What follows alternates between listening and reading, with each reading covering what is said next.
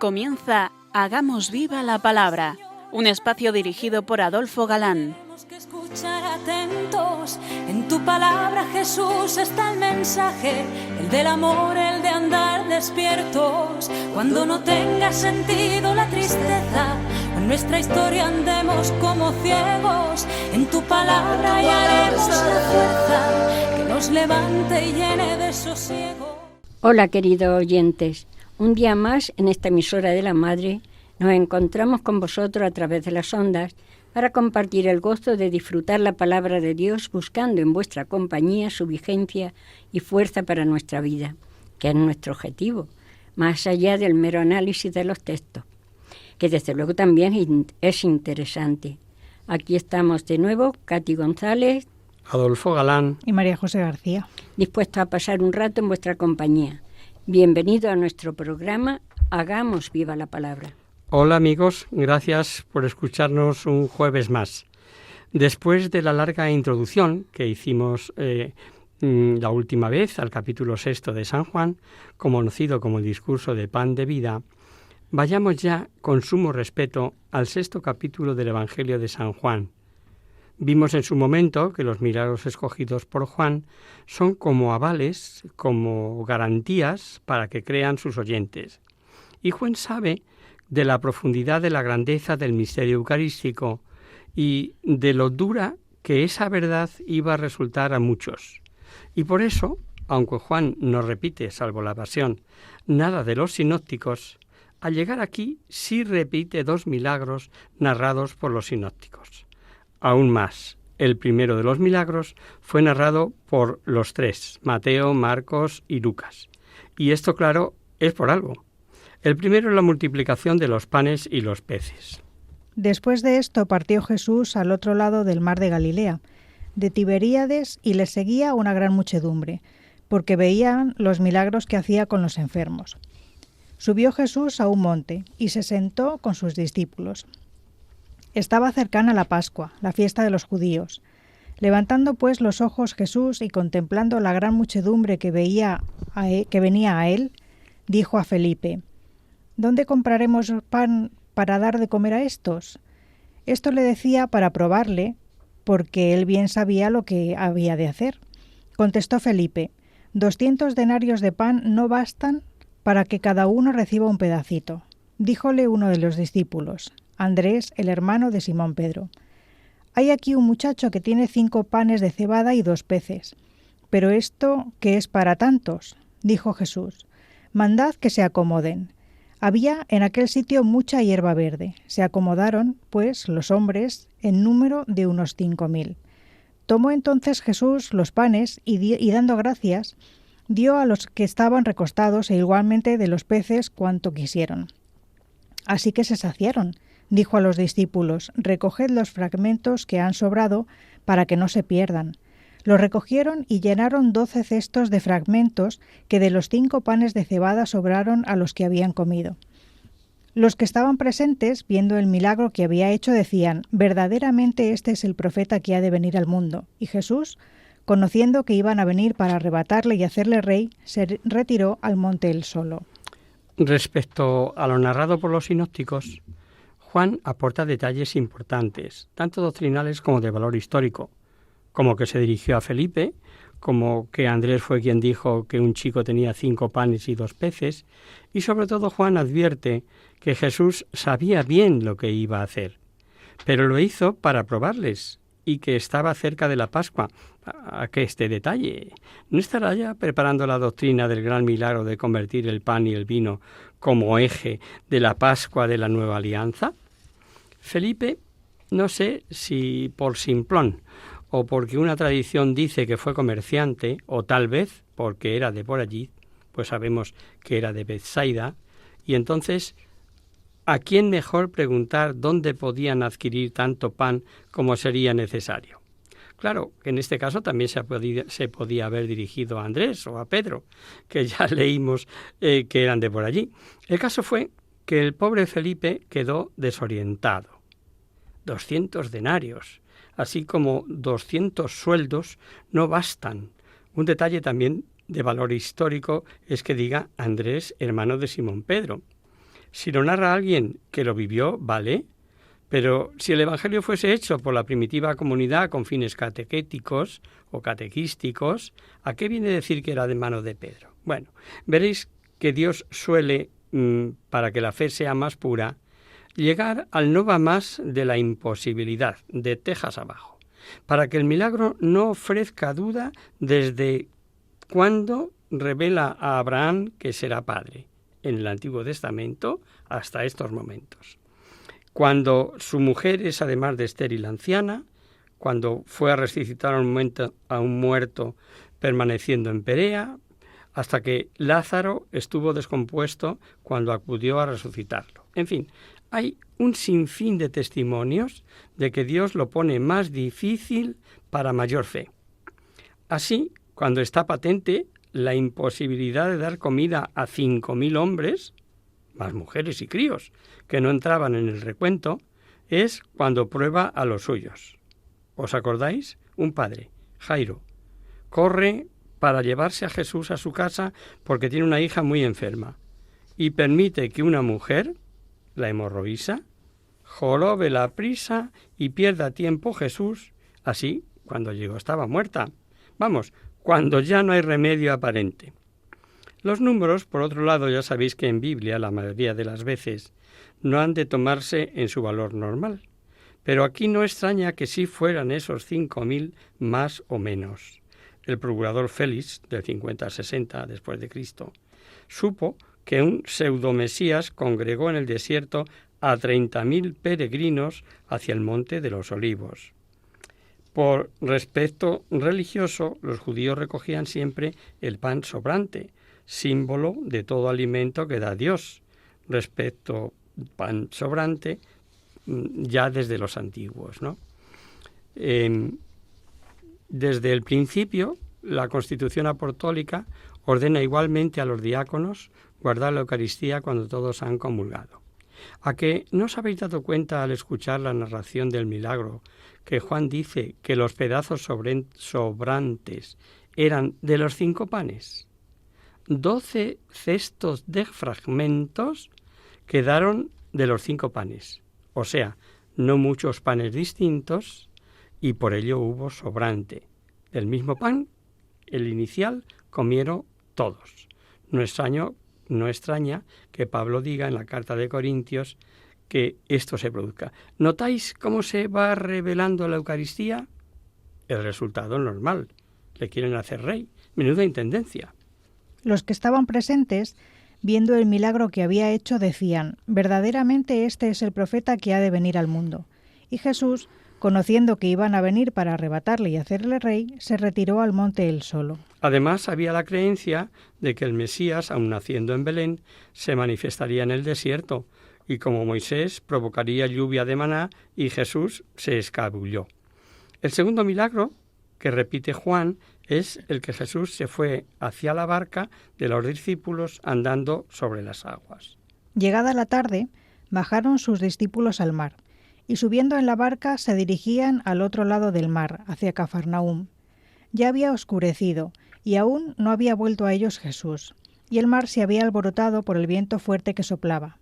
Habiendo pues navegado como unos 25 o 30 estadios, vieron a Jesús que caminaba sobre el mar y se acercaba ya a la barca, y temieron. Pero él les dijo: «Soy yo, no temáis». Querían ellos tomarle en la barca, pero al instante se halló la barca en la ribera a donde se dirigían. Mateo, al que narra este milagro, nos cuenta que Pedro se lanza al agua, y ya sabemos que terminó con aquello de «Señor, sálvame», y la reacción de Jesús muy de Pedro, el hombre ascensor que le llamo yo cariñosamente. Tan pronto está arriba como abajo. Pero Juan, al repetir estos milagros, solo busca preparar al creyente, porque lo que Jesús va a revelar es difícil de creer, y solo puede aceptarse porque es Jesucristo quien lo dice, y aún así vemos que resulta ser dura doctrina para muchos. Juan quiere que nos demos cuenta de que quien puede dar alimento a 5.000 y cuál puede darlo a todo el mundo, y de demostrar que Jesús está por encima de todas las leyes de gravitación, de la materia, de andar sobre las aguas, igual que si estuviera sobre tierra, que puede convertir el pan y el vino en su cuerpo, que puede estar sacramentalmente presente aquí o allá. Y como la doctrina que va a recoger de Jesús, decíamos, es elevadísima, y como Dios es amor, y difícilmente el hombre es capaz de digerir tanto amor, Juan nos prepara con estos dos milagros. Aunque la gente fuese en busca de Jesús y se extrañaban de verle en Cafarnaúm, hemos de pensar que, por supuesto, abarrotada la sinagoga, la controversia con Jesús de si Moisés le dio el pan del cielo, etcétera, que vamos a leer, debió de ser con las autoridades. Pues notad que Juan dice que murmuraban los judíos, y generalmente sabemos que los judíos, para Juan, eran las autoridades. Leamos. Al otro día, la muchedumbre que estaba al otro lado del mar echó de ver que no había sino una barquilla, y que Jesús no había entrado con sus discípulos en la barca, sino que los discípulos habían partido solos. Pero llegaron de Tiberíades barcas cerca del sitio donde habían comido el pan, después de haber dado gracias al Señor, y cuando la muchedumbre vio que Jesús no estaba allí, ni sus discípulos tampoco, subieron en las barcas y vinieron a Cafarnaúm en busca de Jesús. Habiéndole hallado al otro lado del mar, le dijeron: Rabí, ¿cuándo has venido aquí? Les contestó Jesús y dijo: en verdad os digo, vosotros me buscáis no porque habéis visto los milagros, sino porque habéis comido los panes y os habéis saciado. Procuraos no el alimento perecedero, sino el alimento que permanece hasta la vida eterna, el que el Hijo del Hombre os da, porque Dios Padre le ha sellado con su sello. Primero les echa en cara su torcida intención. No le buscan, sino porque se saciaron de comer. Y Jesús inicia la enseñanza y dice que lo importante es obrar por otro alimento, un alimento superior que permanece para la vida eterna.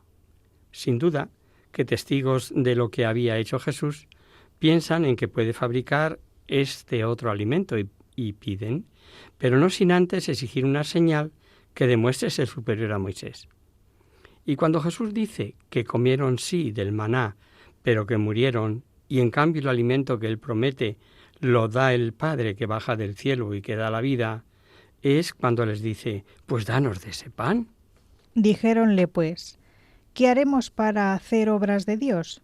Respondió Jesús y les dijo: la obra de Dios es que creáis en aquel que ha enviado. Ellos le dijeron: pues tú, ¿qué señales haces para que veamos y creamos? ¿Qué haces? Nuestros padres comieron el maná en el desierto, según está escrito: les dio a comer pan del cielo. Díjoles pues Jesús: en verdad os digo, Moisés no os dio pan del cielo. Es mi Padre el que os da el verdadero pan del cielo, porque el pan de Dios es el que baja del cielo y da la vida al mundo. Dijéronle pues ellos: Señor, danos siempre ese pan. Antes de seguir, fijaros en el comienzo de lo leído, porque lo decíamos antes, que la obra básica que Dios exige de ellos es que creáis en aquel que Él ha enviado. Diga lo que diga. Creer con entrega, creer aceptando las consecuencias, no quedarse en creer que era un profeta más, y bien lo debieron entender cuando exigían nuevos milagros, lo que debía ser una manía u obsesión, a juzgar por las palabras de Pablo, que advierte que los judíos piden milagros. Era algo así como decir a Jesús: Moisés, durante 40 años, dio pan del cielo y no exigía como tú fe de entrega total. ¿Cómo vamos a entregarnos a ti? Pero Jesús les desbarató el falso razonamiento. No fue Moisés, sino su padre, y ahora lo extraño. Categóricamente dice: soy yo. Y además, revelación que pocos creen. Él es el único que puede saciar toda hambre y toda sed. Les contestó Jesús: yo soy el pan de vida. El que viene a mí no tendrá ya más hambre, y el que cree en mí jamás tendrá sed. ¿Creemos esta verdad? Los grandes santos, sí. Sin salir del Nuevo Testamento, Mateo dejándolo todo, Pablo lo que antes le seducía lo considera basura, Zaqueo baja del árbol, la mitad de los pobres a los que ha defraudado les restituye, 4 por 1, pedía la ley 2. San Juan Pablo II no se cansaba de repetir: Él solo es el camino y la verdad y la vida. La sorpresa fue fenomenal. ¿Y vino la murmuración? Murmuraban de él los judíos porque había dicho: yo soy el pan que bajó del cielo, y decían: ¿no es este Jesús el hijo de José, cuyo padre y madre nosotros conocemos?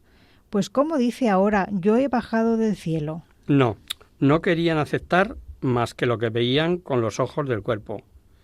El hombre de Nazaret, hijo de José. Y para que veáis que ni los ojos son fieles, ni era de José, ni era de Nazaret. ¿Cuántos como ellos hoy, al no ver en la hostia consagrada más que un poco de pan según apariencias, no ven al Redentor, vivo y verdadero? Siempre repetiremos que la fe es un misterio, y ahí tenéis lo que Jesús dijo. Nadie puede venir a mí si el Padre que me ha enviado no le trae, y yo le resucitaré en el último día. Es un misterio. Los ojos del alma necesitan, como los del cuerpo, luz y voluntad. La luz no puedes dársela tú. La voluntad, para mantener los ojos abiertos, sí es problema tuyo. Si no tienes luz, aun queriendo ver, no ves. Pero si te dan luz y tú los cierras, tampoco ves. La luz la da Dios. Los ojos has de abrirlos tú. Nadie viene a mí, sí, pero si tú no quieres. Así se explica que, aun siendo virtud teologal, Jesús alabe la fe del centurión o de la cananea y censurase la poca fe de sus apóstoles y llamase incrédula a aquella generación de los judíos. A partir de aquí comienza a repetir de diversas formas y maneras que Él era el pan de vida, que quien coma de ese pan vivirá eternamente. Y lo más difícil de creer, que ese pan es su propia carne. Yo soy el pan de vida. Vuestros padres comieron el maná en el desierto y murieron. Este es el pan que baja del cielo, para que el que lo coma no muera. Yo soy el pan vivo bajado del cielo. Si alguno come de este pan, vivirá para siempre.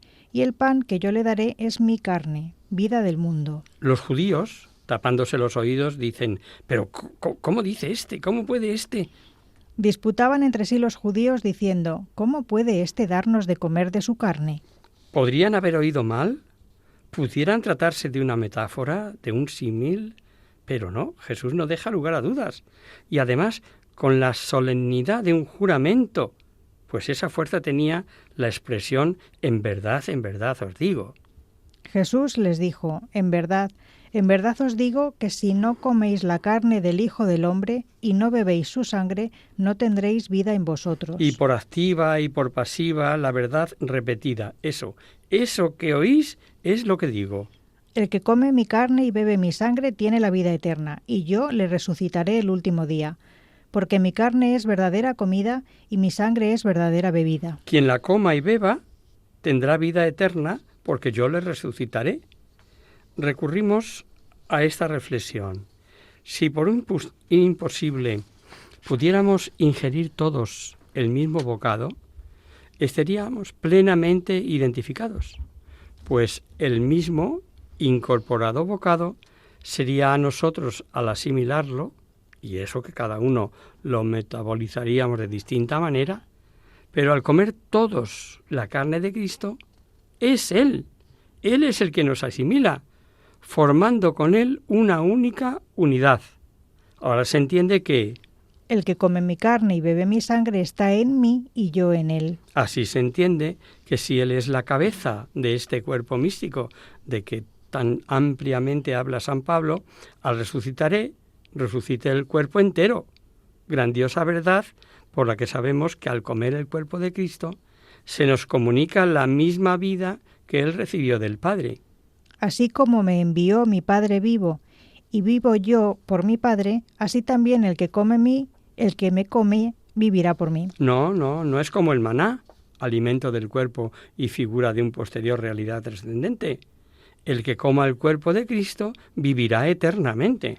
Este es el pan bajado del cielo, no como el pan que comieron los padres y murieron. El que come este pan vivirá para siempre. Esto lo dijo enseñando en sinagoga en Cafarnaúm. Un paréntesis. ¿Habéis pensado alguna vez que los no creyentes censuran a la Iglesia como legisladora de que es necesario hacer esto o lo otro? Pues pensar, por ejemplo, en la obra de caridad que supone, en virtud del poder recibido de atar y desatar, legislar en este aspecto. Hemos visto que quien coma la carne de Cristo, que no coma la carne de Cristo, no tendrá vida. Suponed que la Iglesia nada dice al respecto. ¿Cómo estaríamos tranquilos? ¿Comulgando una vez al mes? ¿Una vez al día? ¿Cómo sabríamos que lo hacíamos el mínimo de veces? ¿Bastaría una sola vez en la vida? Pero si la Iglesia dice una vez al año, como atado queda atado en el cielo. Cerramos paréntesis. El efecto fue: Duras son estas palabras. ¿Quién puede oírlas? Y de boca de los mismos discípulos comerle, y no como cuerpo muerto, no como caníbales. Se da cuerpo, sí, pero cuerpo, alma, sangre y divinidad, vivo. El espíritu es el que da vida. La carne no aprovecha para nada. Las palabras que yo os he hablado son espíritu y son vida. Y además no es recibirle como Jesús terreno, como profeta, que la carne de nada aprovecha como alimento espiritual, sino que el espíritu es el que da vida. La voz de dura es esta doctrina no ha cesado. La respuesta ha sido diferente y por motivos dispares a lo largo de los siglos. El actual es indiferencia y falta de fe. Pero hay algunos de vosotros que no creen, porque sabía Jesús desde el principio quiénes eran los que no creían y quién era el que había de entregarle. Y decía: por esto os dije que nadie puede venir a mí si no le es dado de mi Padre. Desde entonces muchos de sus discípulos se retiraron y ya no le seguían. Y dijo Jesús a los 12: ¿queréis iros vosotros también? Respondióle Simón Pedro: Señor, ¿a quién iríamos? Tú tienes palabras de vida eterna y nosotros hemos creído y sabemos que tú eres el Santo de Dios. Respondióle Jesús: ¿no he elegido yo a los 12? Y uno de vosotros es diablo. Hablaba de Judas Iscariote porque uno de los 12, había de entregarle. Jesús se quedó casi solo. Fue de tejas abajo un estrepitoso fracaso. Y terminamos con 2 observaciones. Desde el principio, llamados los 12, Jesús sabía que Jesús no aceptaría la fe, que Judas cerraría los ojos. Es el gran misterio de la libertad humana. Pero, salvo esta excepción, notad que Pedro habló por los 12 y que dijo algo que hemos de repetir cada vez que tengamos dudas o tentaciones contra la fe. Jesús, lo sabemos, al solas explicaba y aclaraba a los suyos las dudas o malas interpretaciones. Pero ahora no tuvo necesidad, no ha lugar. La doctrina, aun sin saber cómo, sabían que era así. Hacemos ahora una breve pausa musical, si os parece.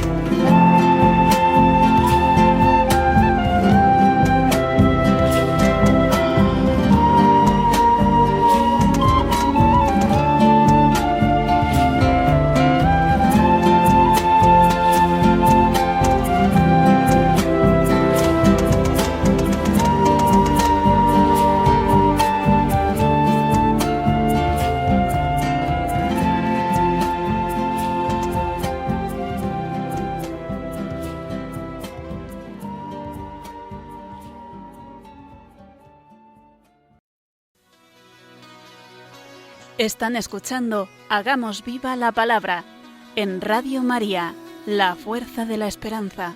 Amigos, de nuevo con vosotros, tras esta breve reflexión con música de fondo, os recordamos, queridos oyentes, que sintonizáis el programa Hagamos viva la palabra. Si queréis contactar con nosotros vía correo postal, lo podéis hacer a Radio María, Paseo Lancero 2, primera planta, 28024, Madrid. Y si preferís el correo electrónico, hagamosvivapalabra@radiomaria.es. Para los que se acaban de incorporar, decirles que estamos comentando el Evangelio de San Juan. Así es. Y tras esta extensa explicación del capítulo 6 de San Juan, conocido, como sabéis, como el discurso de pan de vida en la sinagoga de Cafarnaún, vamos a continuar con un nuevo capítulo, el 7. El evangelista nos retorna a Galilea y dice, porque las cosas estaban ya al rojo vivo, los judíos, ya entendemos que son las autoridades, querían acabar con él, con este Galileo que les desenmascara y predica un reino tan lejos del mesiánico que ellos esperaban. Y Jesús, como no era llegada su hora, obra prudentemente, trabaja como si Dios no existiera, que decimos, un dato interesante.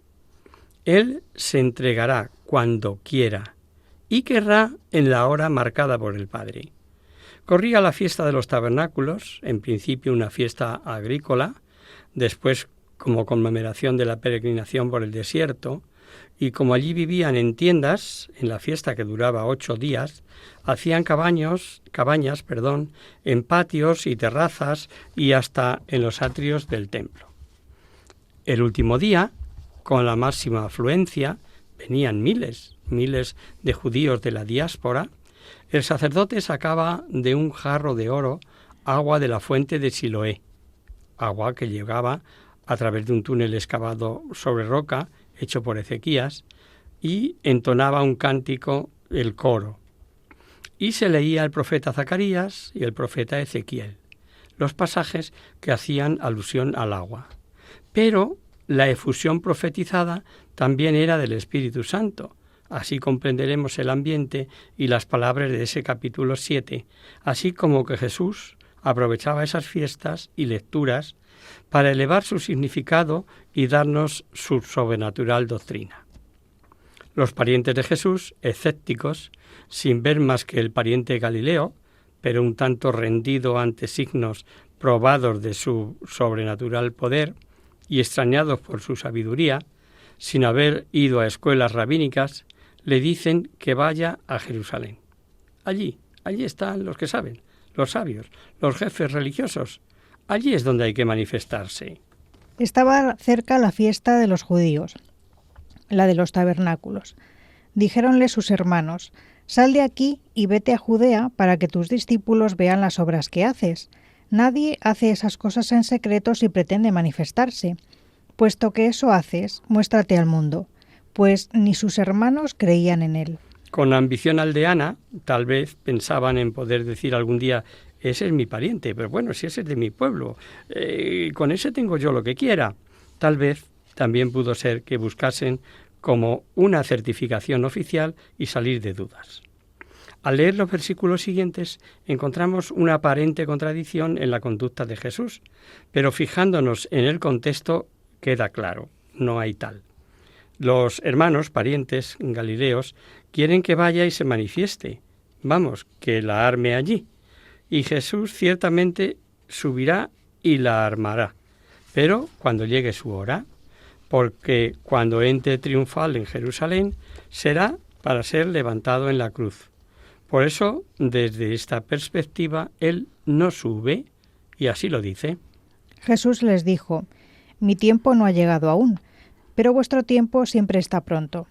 El mundo no puede aborreceros a vosotros, pero a mí me aborrece, porque doy testimonio en contra de él de que sus obras son malas.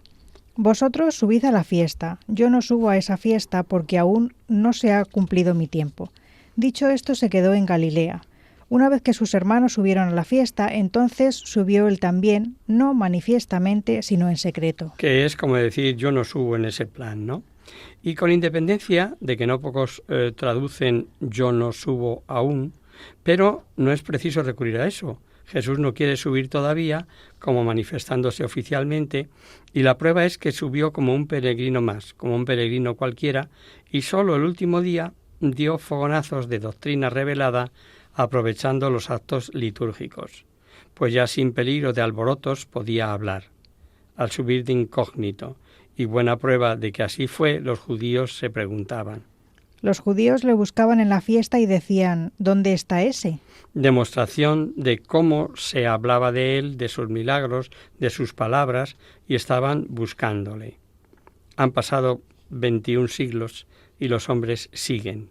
Uno que sí es Dios, otros que sí es un mito, otros opio de los pueblos. Unos Jesús histórico, un buen hombre, otros hijos de Dios, Cristo de la fe. Y había entre las muchedumbres gran cuchicheo acerca de él.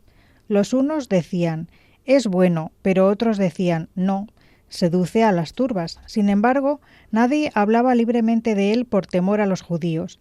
Mediaba ya la fiesta, subió Jesús al templo y enseñaba. Admirábanse los judíos diciendo, ¿cómo es que éste, no habiendo estudiado, sabe letras?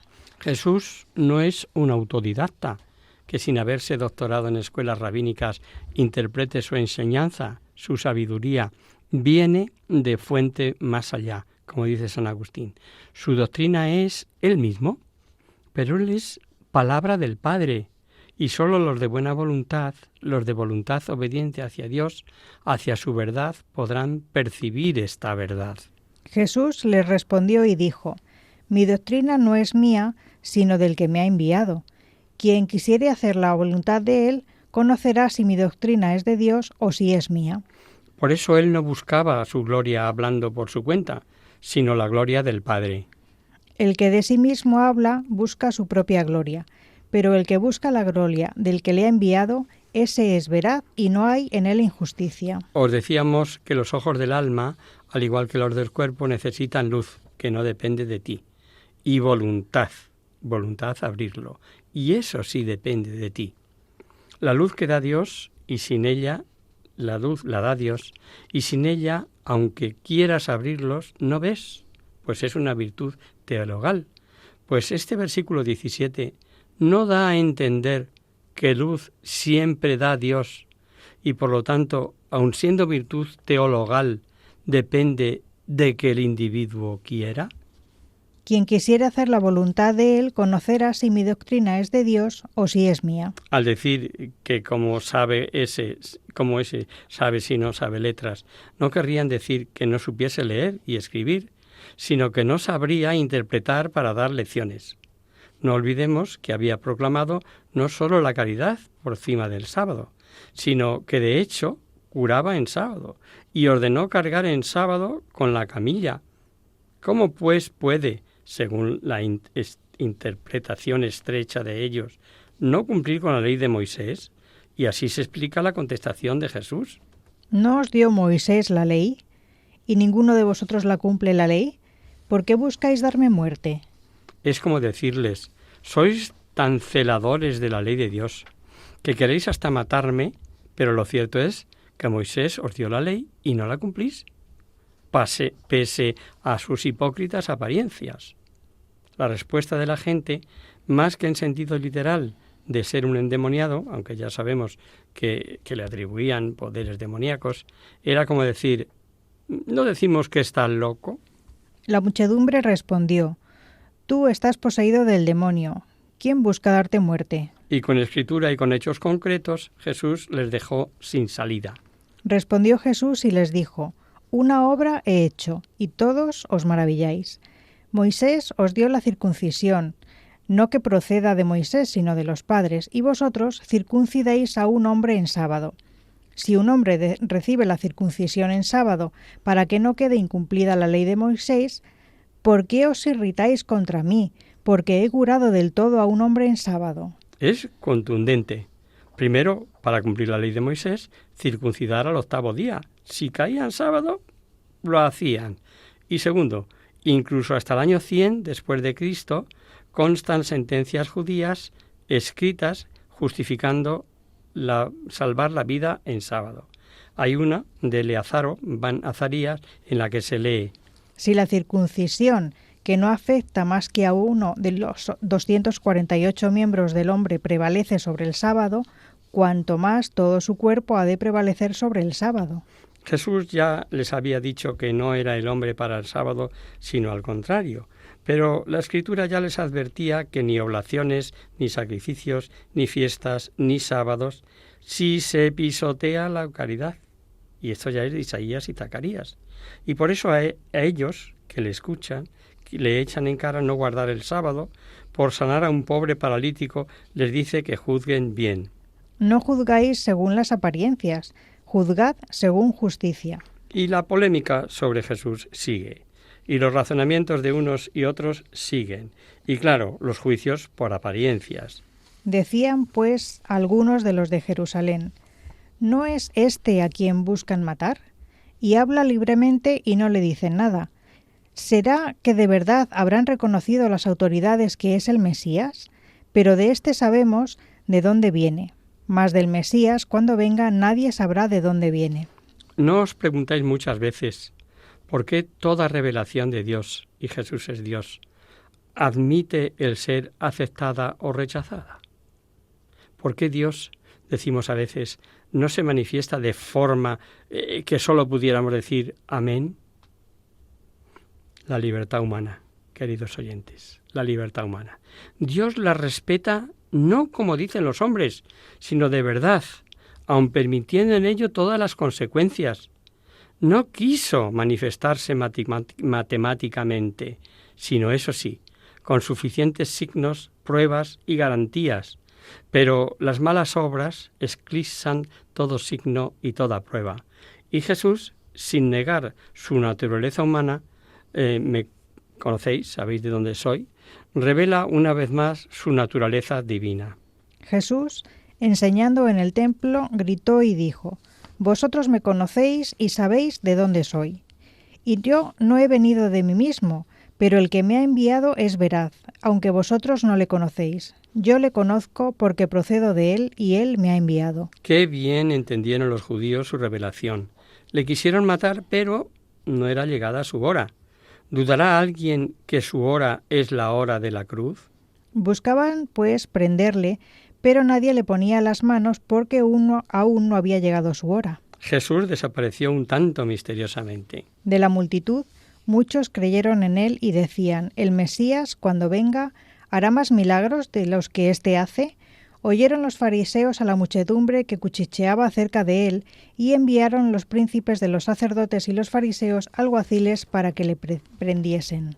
Ante muchos comentarios a favor de Jesús, los jefazos no pueden más y se lanzan, y una vez más, muy de Juan, ante los mismos hechos, ante las mismas palabras, unos aceptan, otros rechazan. ¿Recordáis la profecía de Simeón? Señal de contradicción. Intenciones al corazón descubierto. Jesús había revelado a los suyos su no lejana muerte, y ahora un tanto veladamente. Dijo entonces Jesús: aún estaré con vosotros un poco de tiempo, y me iré al que me ha enviado. Me buscaréis y no me hallaréis, y a donde yo voy, vosotros no podéis venir. El final de la frase tiene un sabor bíblico de Antiguo Testamento. Encontramos en Oseas: ¿estará profetizando que los judíos seguirán buscando sin encontrar al Mesías?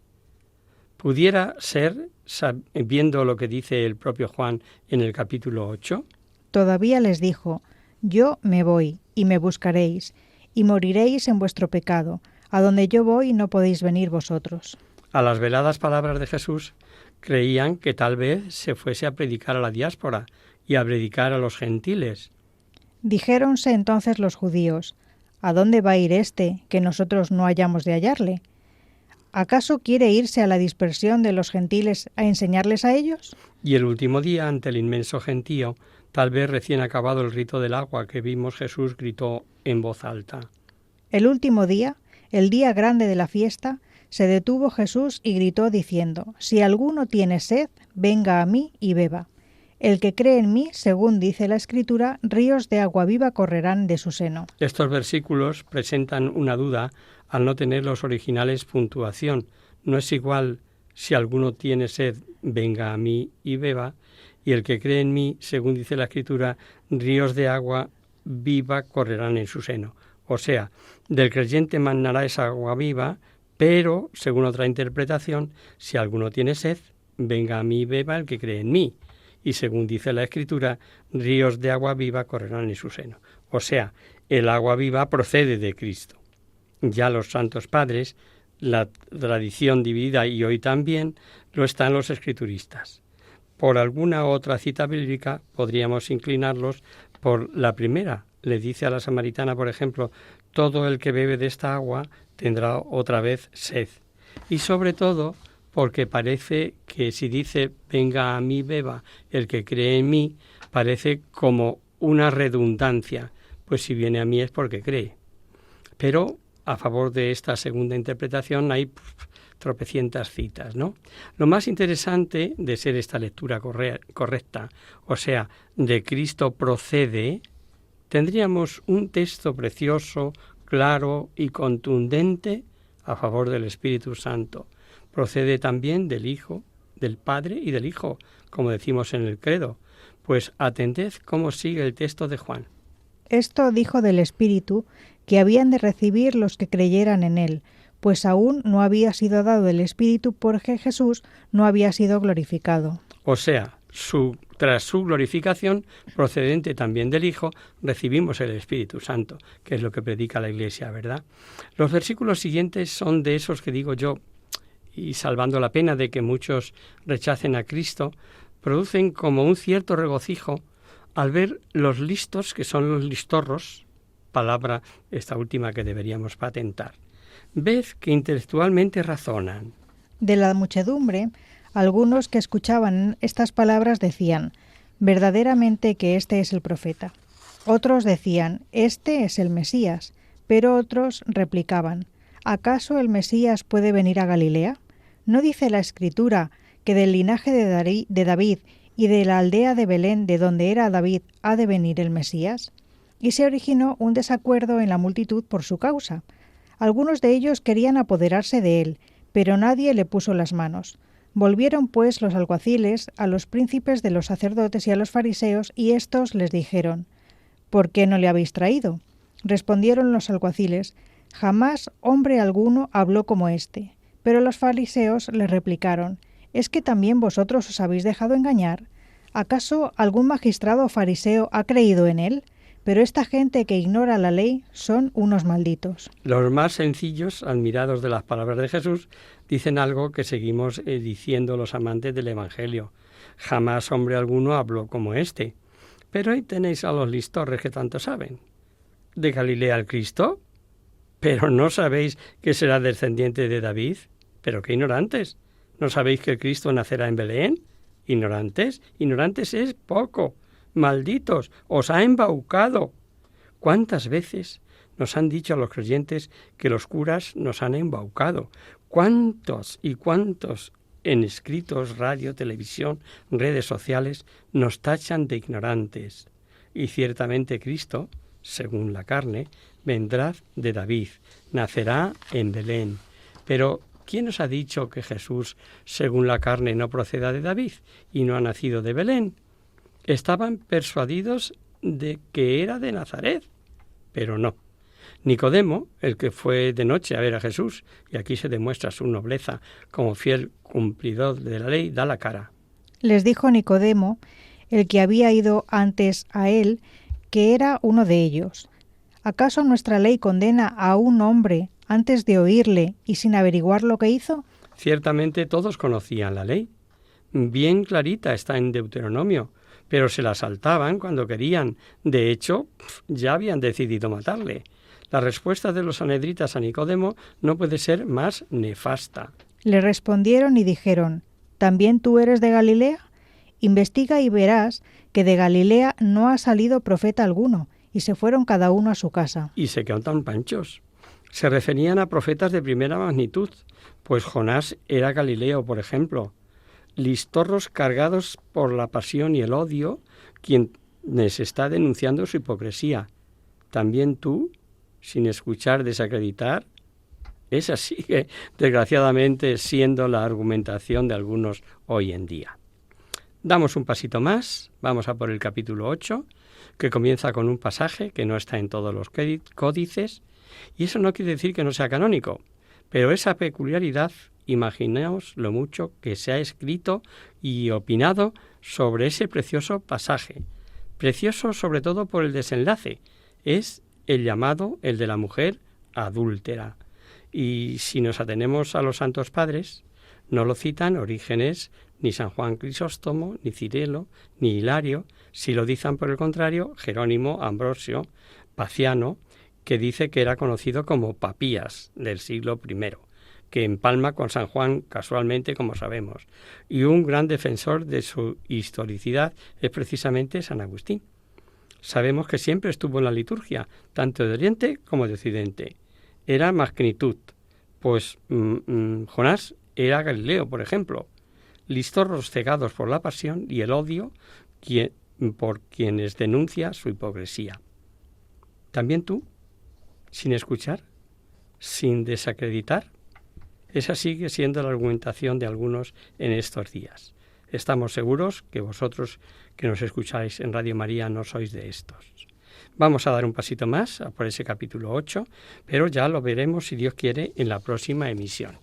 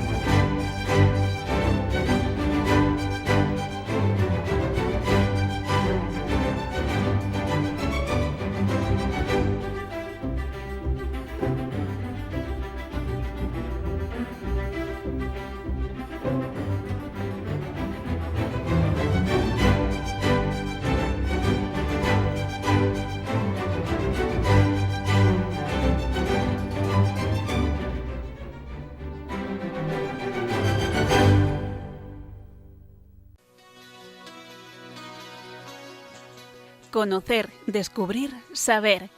En Hagamos Viva la Palabra.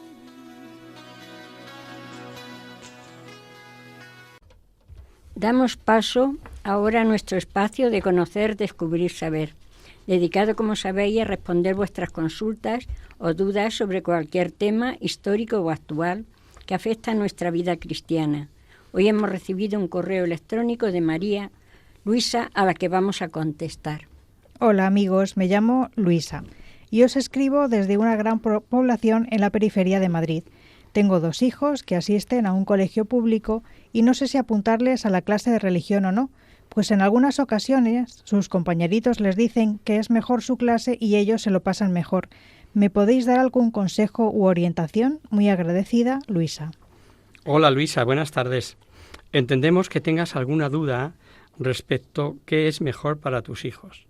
Esa es una pregunta que los padres nos hacemos de continuo, pero en todos los aspectos, porque solo queremos para ellos lo mejor. Tienes que obrar según tu criterio, independientemente de otras connotaciones que siempre las hay, confiando en que tu elección es la mejor para ellos.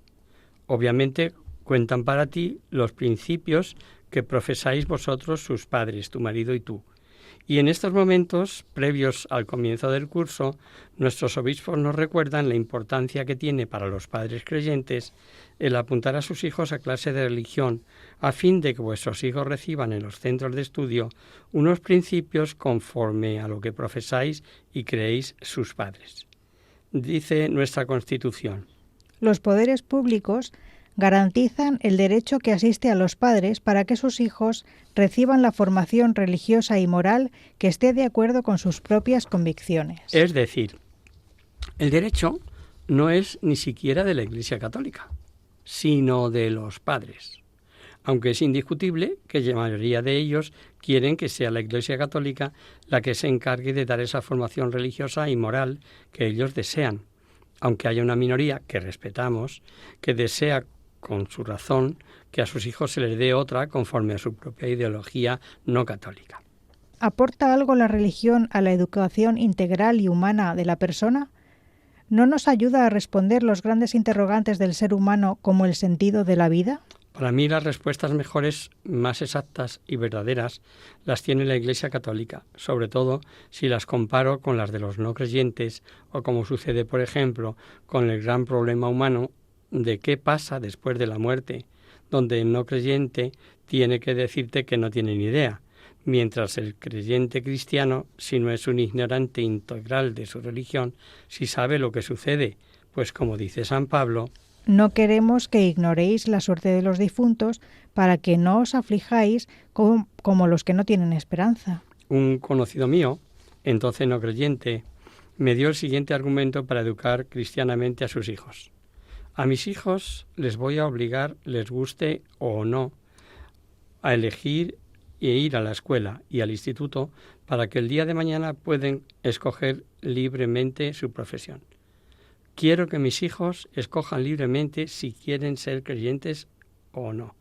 Pero para eso necesitan los principios cristianos, porque desde su ignorancia la decisión no sería libre.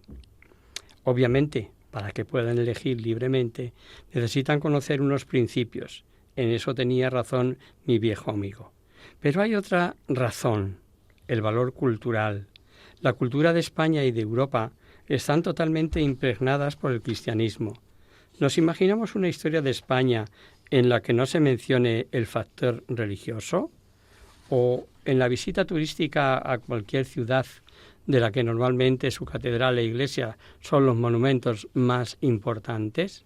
¿Se pueden enseñar sin mencionar para qué y por qué se construyeron? Y si vamos a cualquier pinacoteca, como puede ser el Museo del Prado, quien no sepa quién es Jesucristo, la Virgen, los apóstoles, unos cuantos santos, por ejemplo Moisés, Adán y Eva, Caín, Abel, etc., ¿ese visitante crees que se entera de mucho? La cultura religiosa no nos ayuda a entender mejor la literatura, el arte, la filosofía, la lengua. Siempre me ha sorprendido la audacia con la que la gente habla de religión, mientras para hablar de matemáticas, farmacia, ingeniería, historia o filosofía, la gente comprende que necesita unos conocimientos básicos. Tal vez la religión sea el único lugar donde se puede discutir con una total ignorancia. Recuerdo en ese punto lo que un padre no creyente pero sensato decía a su hijo que le pedía no ir a clase de religión. ¿Cómo sería completa tu instrucción sin un conocimiento suficiente de las cuestiones religiosas sobre las cuales todo el mundo discute? Fijaros, solo porque discuten, ¿no? ¿Quisieras tú, por ignorancia voluntaria, no poder decir una palabra sobre estos asuntos sin exponerte a soltar un disparate? Es importante que los padres se aseguren de que sus hijos reciban la educación en sus propias creencias, aunque éstas sean minoritarias en su entorno. No sé si te habremos ayudado en tu decisión, querida Luisa. Como siempre decimos, aquí nos tienes a tu disposición. Escríbenos de nuevo si te parece oportuno. Y hasta aquí, queridos amigos, el programa de hoy. Os dejamos con nuestra sintonía y os recordamos que si queréis dirigiros al programa para cualquier duda, aclaración o sugerencia, participando en el espacio de conocer, descubrir, saber, estamos a vuestra total disposición y encantados de atenderos en la siguiente dirección: Radio María, Paseo Lanceros 2, primera planta, 28024, Madrid. O bien, si lo prefería, al correo electrónico, hagamos viva la palabra @radiomaria.es. Tanto este como el resto de nuestros programas lo tenéis a vuestra disposición en el podcast de la emisora, en la web de Radio María, www.radiomaria.es. Os acompañamos en este programa Adolfo, Katy y María José.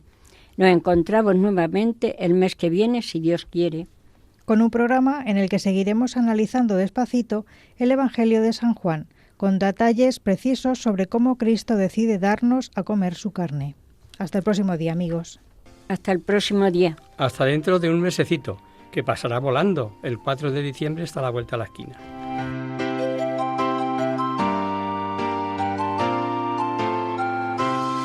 En tu palabra, Señor, está la clave. Solo tenemos que escuchar atentos. En tu palabra, Jesús, está el mensaje, el del amor, el de andar despierto. Así concluye Hagamos viva la palabra, con Adolfo Galán. Andemos como ciegos, en tu palabra y haremos la fuerza que nos levante y llene de sosiego.